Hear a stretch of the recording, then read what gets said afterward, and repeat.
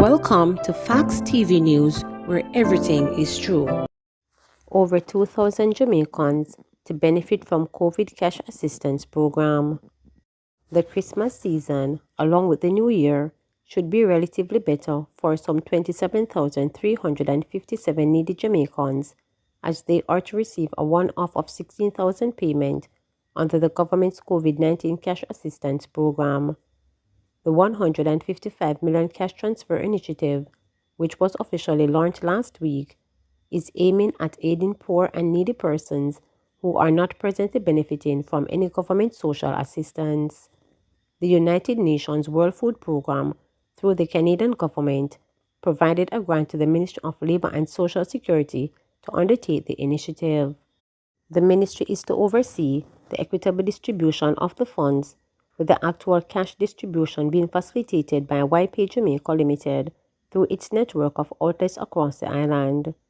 According to Portfolio Minister Carl Samuda, the use of YPay is intended to increase efficacy in the distribution of the funds and facilitate greater levels of accountability.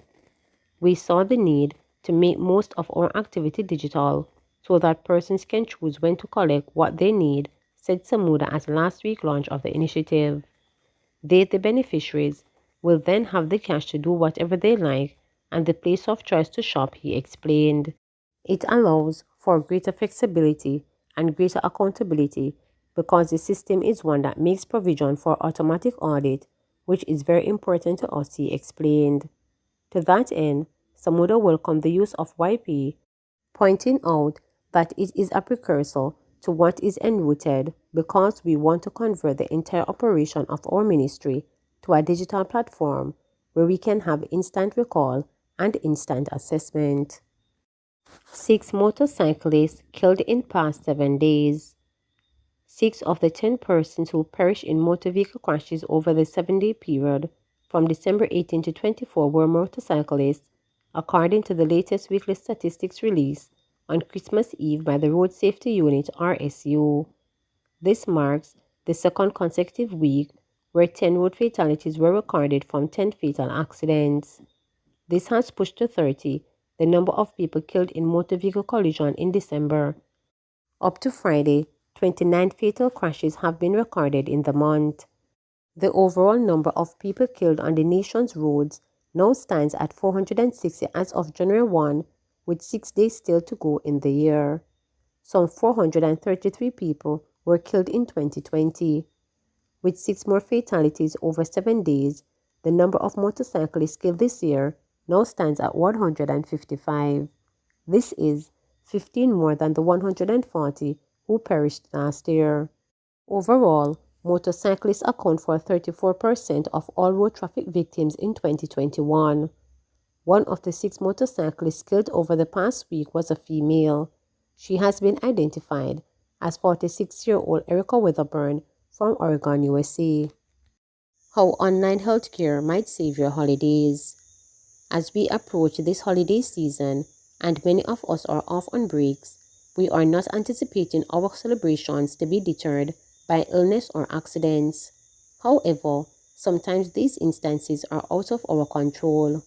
Luckily, needing a doctor's visit does not have to take away from your holiday and family time.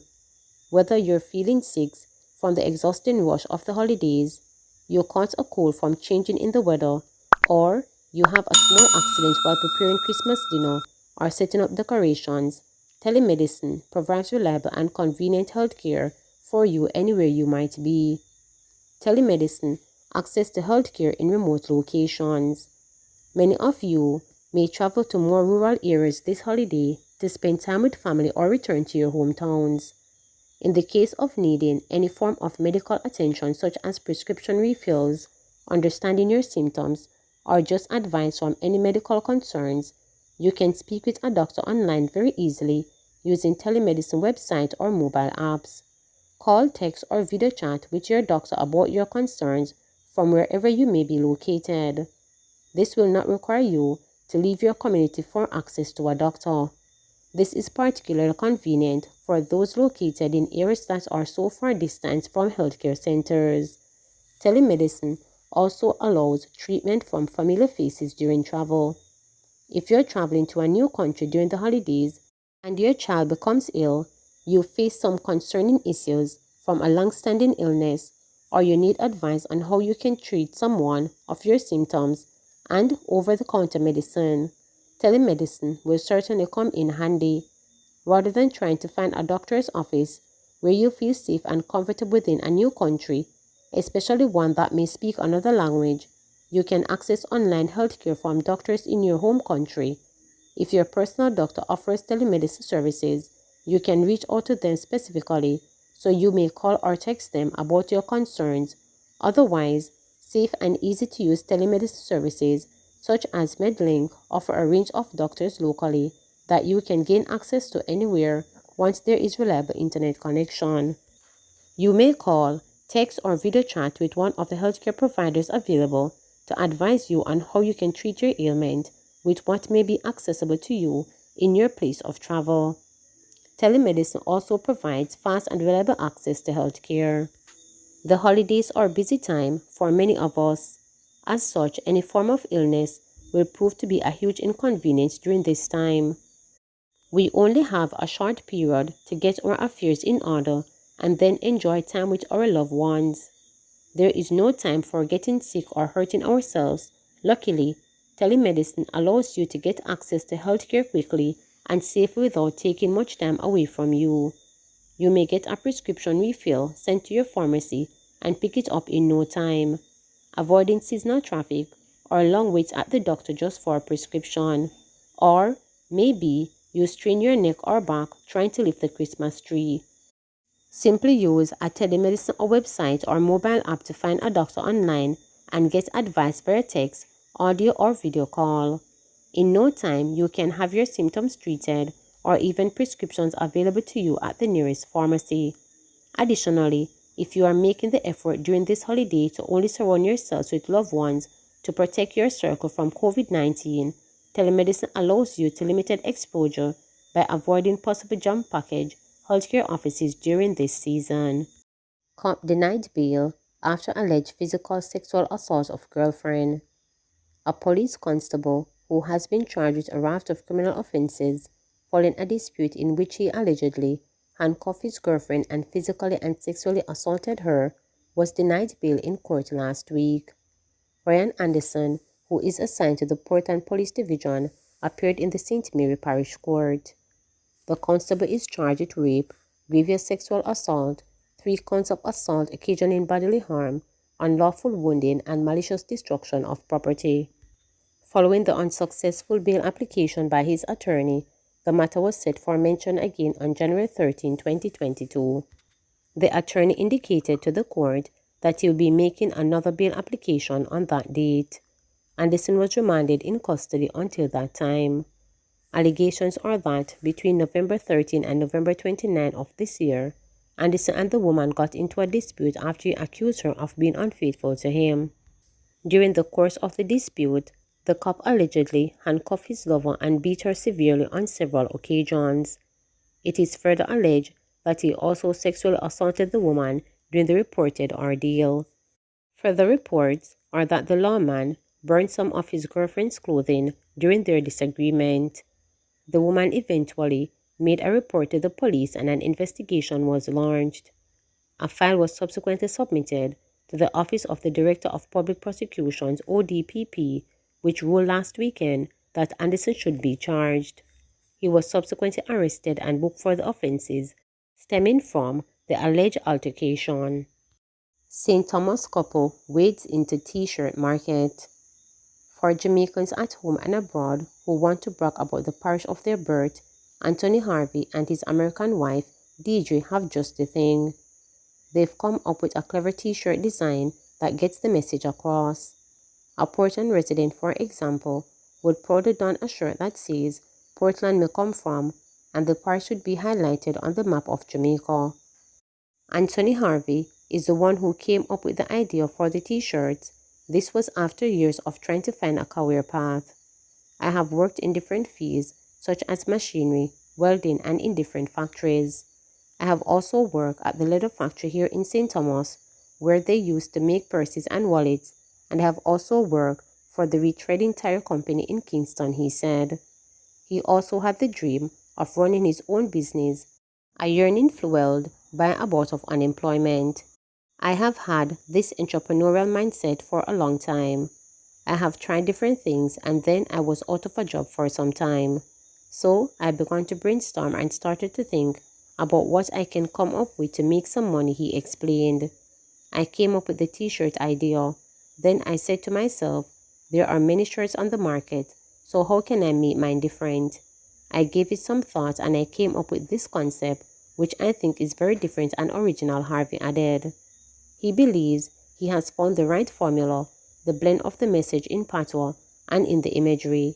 They have been selling the T-shirt for the past 3 years.